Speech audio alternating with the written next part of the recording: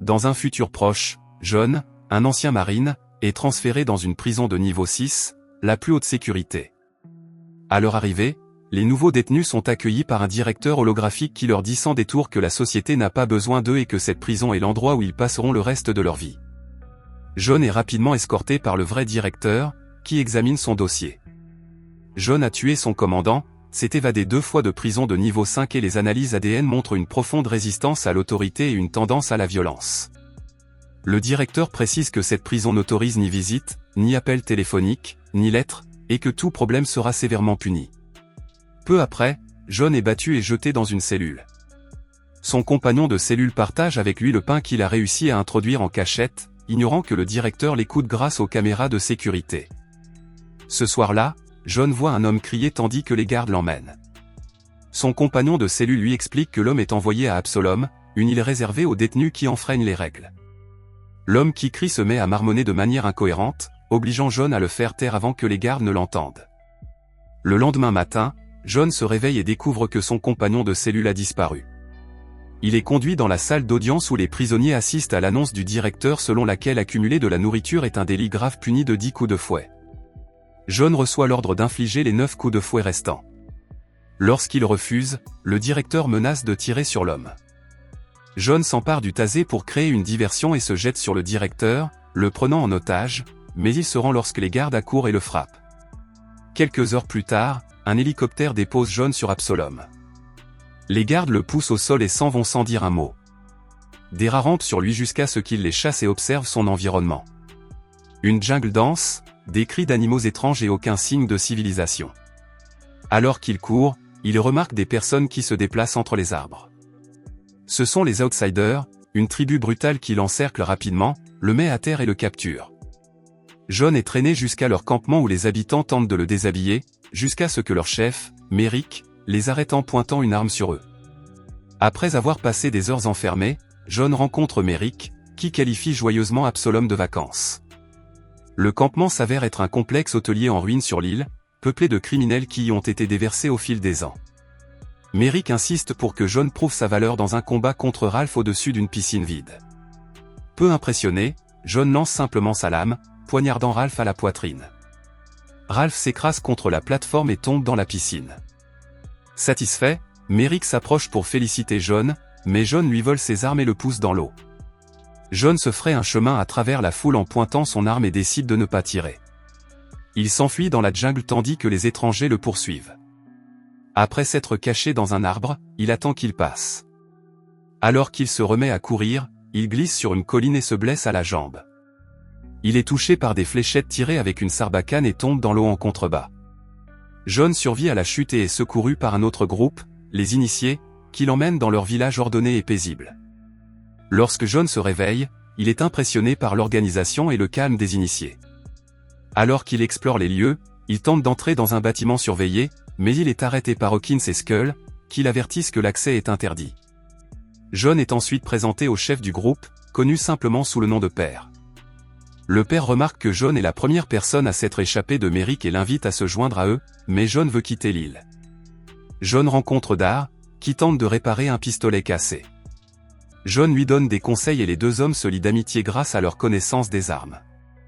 Dar et Hawkins montrent ensuite à John la tour de guet et lui expliquent pourquoi s'échapper est presque impossible. L'île est dangereuse. Les étrangers sont 6 fois plus nombreux et la surveillance fait arriver des hélicoptères en quelques secondes. John rend visite au guérisseur Tom qui soigne sa jambe et lui recommande de la garder propre car il n'y a pas de médicaments. En sortant de la cabane, John remarque que Casey le suit. Casey veut seulement rencontrer l'homme qui a échappé à Merrick.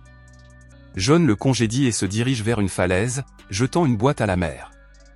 Les vagues la détruisent instantanément, prouvant qu'il est impossible de nager.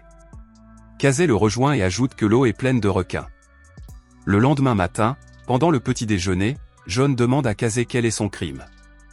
Casey avoue avoir aidé un parrain de la mafia à kidnapper 2 enfants, sans jamais avoir l'intention de leur faire du mal, mais son chef les a tués. Lorsqu'un hélicoptère survole le village, Casey explique que les ravitaillements arrivent 2 fois par mois, mais que les étrangers volent tout.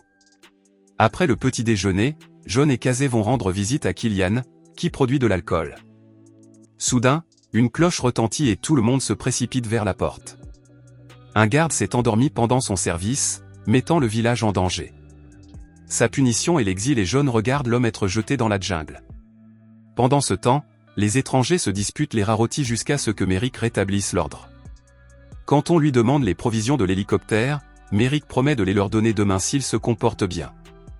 Un homme conteste l'autorité de Merrick, affirmant que John devrait être le chef puisqu'il l'a vaincu. Merrick répond en décapitant l'homme, puis ordonne à Scav de préparer une attaque contre les intérieurs. Le jour de Noël, les habitants organisent une petite fête et décorent un sapin. John a l'intention de partir le lendemain matin, même si son père doute qu'il puisse aller très loin. À l'extérieur du village, les étrangers préparent leur attaque. Un espion avertit les habitants. L'alarme retentit et tout le monde s'arme. À la prison, le directeur apprend la bataille imminente et décide de laisser les détenus s'entretuer.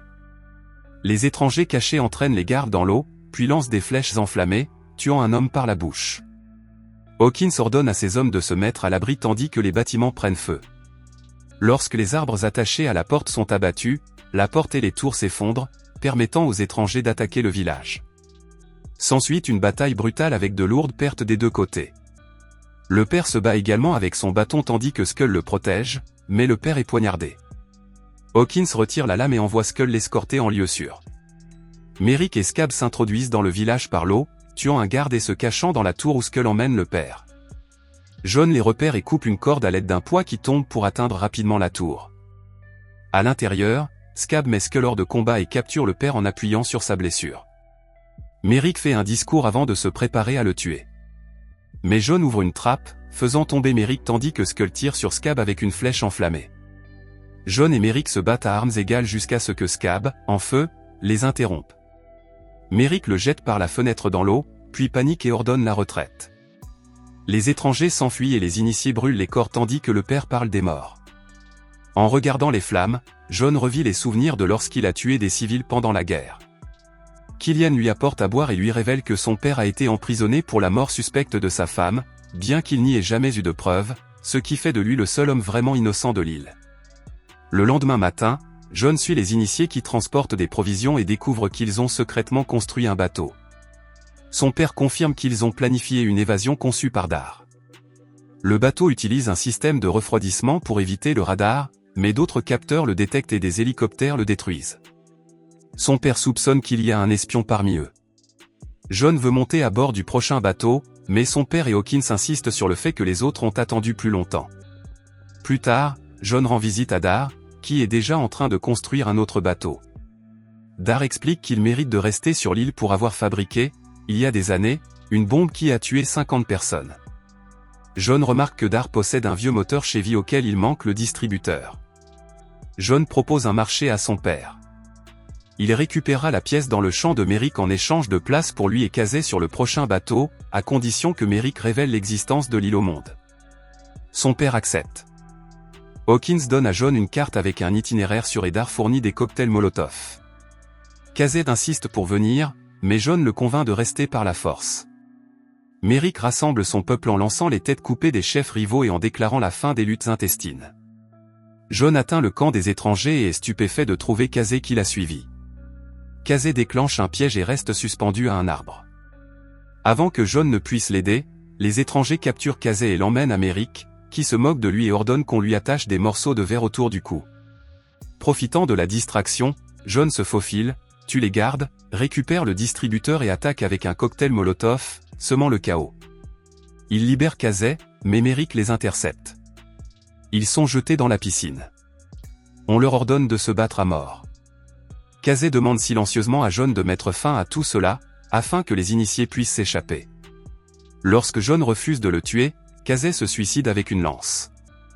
Merrick s'apprête à exécuter John, mais l'informateur intervient, assomme Merrick et dit à John d'avertir le village d'une autre attaque. John revient, donne le distributeur à Dar et avertit les initiés tandis que son père est malade. John affirme qu'ils doivent évacuer. Bien que Hawkins résiste, le père est d'accord. Le lendemain matin, John découvre que son père est atteint d'une maladie incurable. Le père demande à John de prendre sa place, mais John refuse. À la place, le père lui donne son journal intime et lui demande de révéler la vérité. Détermine le bateau, mais le testé déclenche le traumatisme de John. Cette nuit-là, John avoue que son supérieur lui a ordonné de tuer des civils et que le gouvernement a tout dissimulé, ce qui a conduit John à tuer son chef pour se venger. Le lendemain matin, le chef des espions internes est retrouvé empalé. Les étrangers envahissent un village désert, riant trop tôt. John apparaît dans une tour avec son pistolet réparé et fait exploser une bombe qui tue la plupart d'entre eux. Les infiltrés émergent et mettent les autres en fuite. Mera tue Skull et combat John, le laissant suspendu au bord. Alors que Merrick s'apprête à l'achever, son père intervient et est poignardé à mort.